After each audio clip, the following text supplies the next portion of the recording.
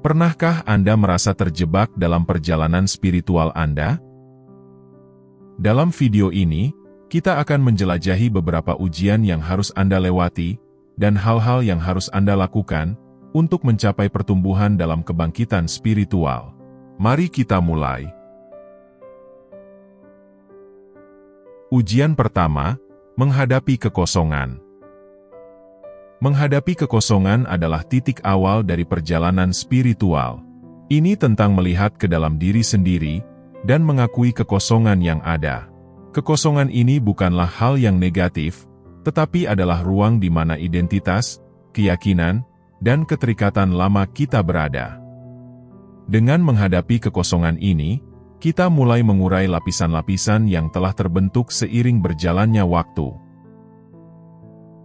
Ini seperti mengupas lapisan bawang untuk mencapai intinya.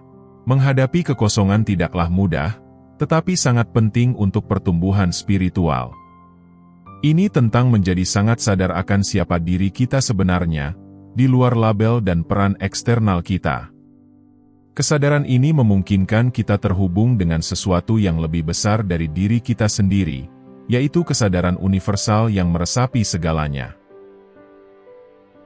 Saat kita menghadapi kekosongan, kita akan mengalami transformasi. Kita mulai melihat diri kita dan dunia di sekitar kita dengan cara yang baru. Kita melepaskan kebutuhan untuk mendefinisikan diri kita berdasarkan faktor eksternal dan fokus pada esensi batin kita. Perubahan perspektif ini membawa kejelasan dan rasa kebebasan. Kekosongan bukanlah sesuatu yang harus ditakuti atau dihindari. Itu adalah gerbang menuju penemuan diri dan keterhubungan yang lebih mendalam. Di sanalah kita menghadapi ketakutan, ketidakamanan, dan ilusi kita. Dengan menghadapi tantangan-tantangan ini secara langsung, kita membuka jalan untuk pertumbuhan dan kebangkitan spiritual yang mendalam. Ujian kedua, melihat yang ilahi. Melihat yang ilahi adalah tentang mengenali kesucian dalam segala hal di sekitar kita. Ini tentang memahami bahwa ada makna dan tujuan yang lebih mendalam melebihi apa yang bisa kita lihat dengan mata kita. Ketika kita melihat yang ilahi dalam semua aspek keberadaan, kita mulai merasakan rasa hormat dan keterhubungan. Pengakuan terhadap yang ilahi ini menumbuhkan apresiasi yang lebih mendalam terhadap keindahan dan keajaiban dunia. Hal ini membantu kita melihat bahwa semuanya saling terhubung, bahwa kita semua adalah bagian dari sesuatu yang lebih besar dari diri kita sendiri. Ketika kita melihat yang ilahi dalam diri orang lain, kita memperlakukan mereka dengan kebaikan, belas kasih, dan rasa hormat. Melihat yang ilahi bukan hanya tentang mengakui keberadaan kekuatan yang lebih tinggi, tetapi tentang menjalani hidup dengan cinta dan belas kasih. Ini tentang hidup dengan tujuan dan niat, mengetahui bahwa tindakan kita memiliki dampak yang lebih besar dari yang bisa kita bayangkan. Mempertahankan perspektif ini di tengah tantangan memerlukan kewaspadaan dan komitmen. Ini tentang tetap berpijak pada keyakinan dan kepercayaan kita pada rencana ilahi, bahkan ketika segala sesuatu tampak tidak pasti atau sulit. Ketika kita melihat yang ilahi dalam setiap situasi, kita bisa menemukan makna dan tujuan bahkan dalam masa-masa tergelap sekalipun. Ujian ketiga, mempercayai alam semesta. Mempercayai alam semesta berarti memiliki keyakinan pada rencana yang lebih besar, yang membimbing hidup kita. Ini tentang menyerah pada aliran hidup, dan percaya bahwa segala sesuatu terjadi karena suatu alasan, meskipun kita tidak selalu bisa melihatnya saat itu juga. Ketika kita mempercayai alam semesta, kita melepaskan kebutuhan untuk mengendalikan setiap aspek kehidupan kita, dan merangkul perjalanan ini dengan tangan terbuka. Mempercayai alam semesta bukan berarti bersikap pasif atau berpuas diri, tetapi tentang mengambil tindakan yang terinspirasi, sambil mempercayai bahwa alam semesta akan mendukung kita di sepanjang jalan. Ini tentang mendengarkan intuisi kita dan mengikuti tanda-tanda serta sinkronisitas, yang membimbing kita menuju kebaikan yang tertinggi. Mempercayai alam semesta bisa menjadi tantangan, terutama ketika kita menghadapi rintangan atau kemunduran. Pada saat-saat kesulitan seperti inilah keyakinan kita benar-benar diuji. Ini tentang memiliki keberanian untuk menyerah pada yang tidak diketahui, dan percaya bahwa segala sesuatu akan berjalan dengan baik-baik saja pada akhirnya.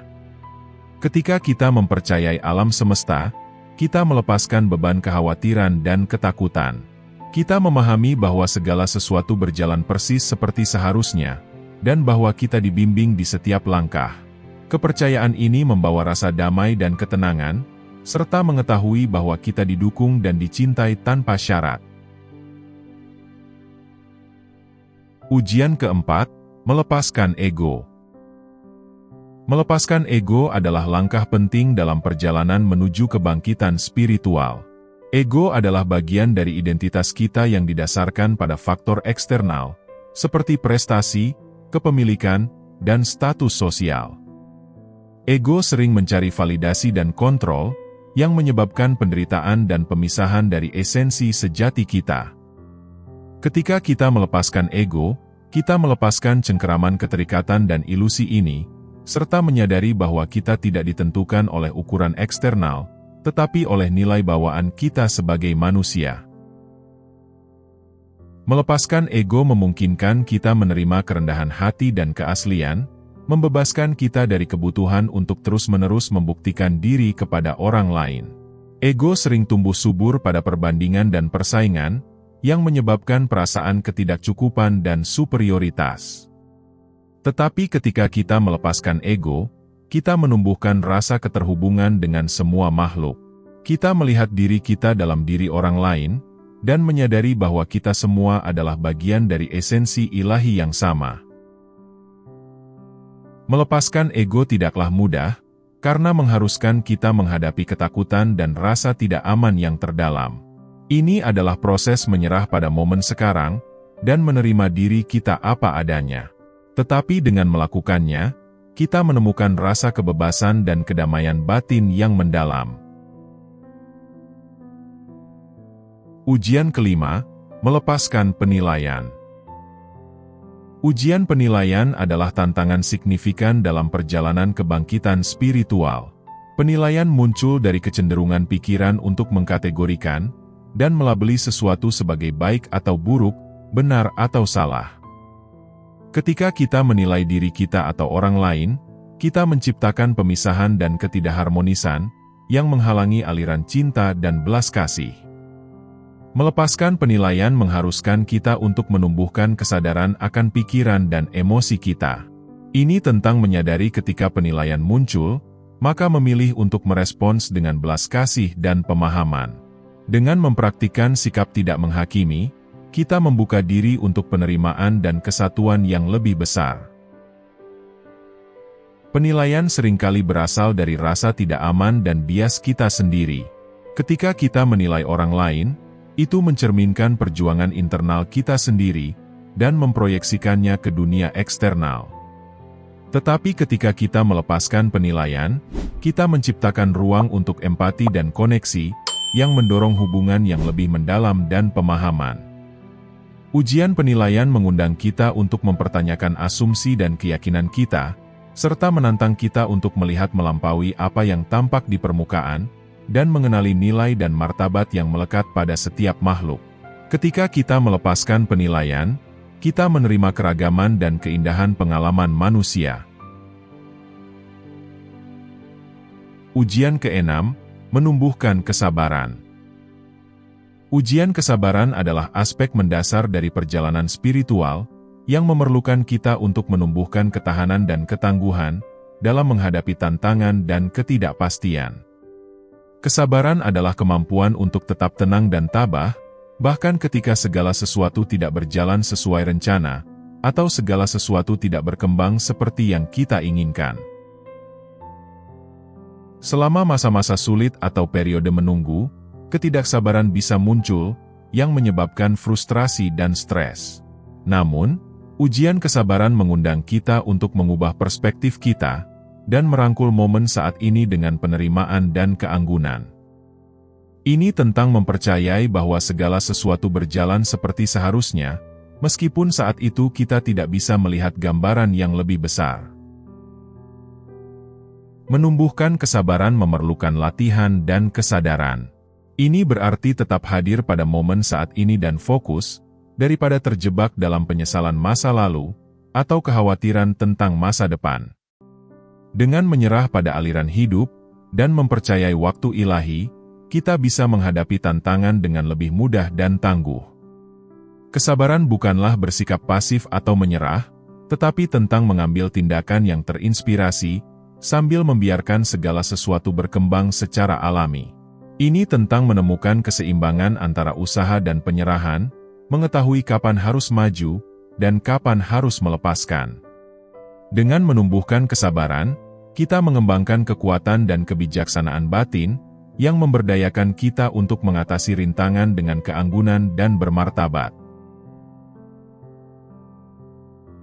Ujian ketujuh, menerima ketidakkekalan. Menerima ketidakkekalan adalah landasan pertumbuhan spiritual, yang mendorong kita untuk mengakui sifat perubahan yang terus-menerus dari keberadaan. Ketidakkekalan mengajarkan kita bahwa tidak ada yang tetap atau kekal di dunia ini, segala sesuatu dalam kondisi yang terus berubah. Ketika kita menerima ketidakkekalan, kita merangkul aliran hidup, dan melepaskan keterikatan pada hasil atau kepemilikan. Kita memahami bahwa berpegang pada hal-hal atau pengalaman hanya menyebabkan penderitaan, karena mereka pasti akan berubah atau memudar seiring waktu.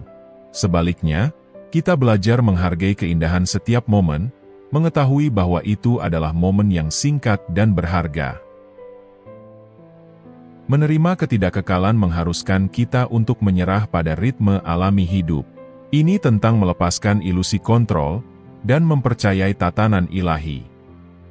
Dengan merangkul perubahan sebagai bagian alami dari pengalaman manusia, kita bisa menghadapi pasang surut kehidupan dengan lebih mudah dan tangguh. Ketidakkekalan mengajarkan kita untuk hidup sepenuhnya di momen saat ini, menikmati setiap pengalaman, tanpa terjebak dalam masa lalu, atau khawatir tentang masa depan. Hal ini mengajak kita untuk menumbuhkan rasa syukur atas berkah dalam hidup kita, dan menemukan kedamaian di tengah ketidakpastian. Ujian ke-8, menerima kesendirian. Menerima kesendirian adalah aspek penting dari perjalanan spiritual, yang menyediakan ruang untuk refleksi batin, pertumbuhan, dan pemulihan. Kesendirian bukan tentang isolasi atau kesepian, melainkan tentang secara sengaja menarik diri dari gangguan dunia luar, untuk terhubung kembali dengan diri batin kita.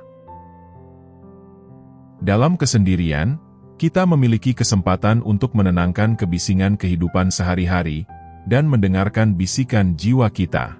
Ini adalah waktu untuk introspeksi, penemuan diri, dan memperdalam pemahaman kita tentang siapa kita melampaui peran dan identitas kita. Kesendirian memungkinkan kita untuk mengeksplorasi pikiran, emosi, dan keyakinan kita tanpa terpengaruh oleh orang lain.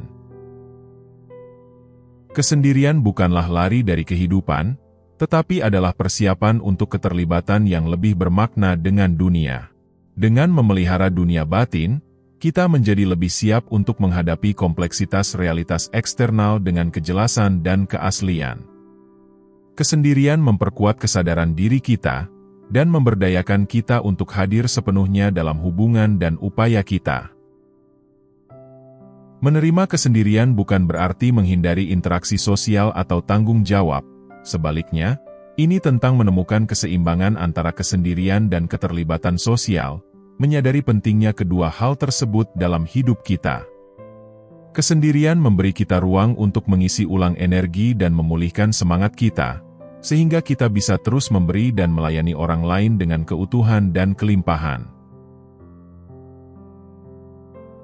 Mengatasi ujian-ujian dalam perjalanan spiritual membawa banyak manfaat yang memperkaya hidup kita, dan memperdalam hubungan kita dengan yang ilahi. Salah satu manfaat signifikan adalah pertumbuhan spiritual yang meningkat. Setiap ujian yang kita atasi akan memperkuat ketahanan batin kita, dan memperluas kesadaran kita, mendorong kita lebih jauh di jalan penemuan diri dan pencerahan.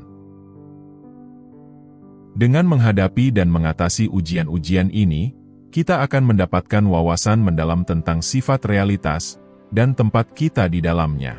Kita mengembangkan belas kasih, empati, dan kebijaksanaan yang lebih besar, yang tidak hanya menguntungkan diri kita sendiri, tetapi juga berdampak positif pada orang-orang di sekitar kita. Sekian untuk video kali ini.